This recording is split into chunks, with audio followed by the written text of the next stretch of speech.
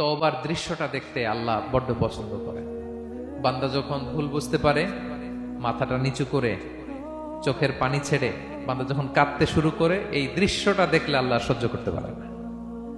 আল্লাহর রহমতের দরিয়ায় জোশ খেলে যায়, বান্দা যা চায় আল্লাহ তাই দিয়ে দেয়। তখন চোখের পানির এত বড় পাওয়ার। এজন্য আমরা ভুল করে যেন অটল না থাকি, আল্লাহর কাছে যেন ক্ষমা চাই, আমরা যেন ফিরে আসি তার দরবারে। তার দরবার সবসময় খোলা।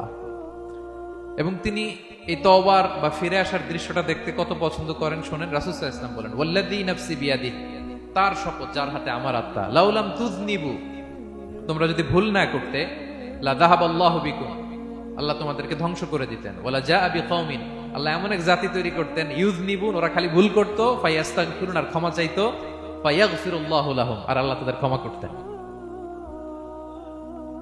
তোমরা যদি ভুল না করতে, এই বনি আদম, তোমরা যদি ভুল না করতে, তোমাদেরকে আল্লাহ তাআলা ধ্বংস করে এমন একটা গোষ্ঠী বানাইতেন যারা খালি ভুল করতো আর মাফ চাইতো, ভুল করতো আর মাফ চাইতো, আর আল্লাহ মাফ করে দিতেন। সুবহানাল্লাহ বললেন না?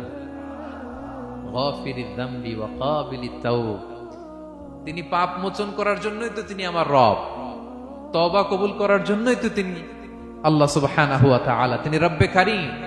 তার দয়ার কোনো শেষ নাই, তার মায়ার কোনো শেষ নাই।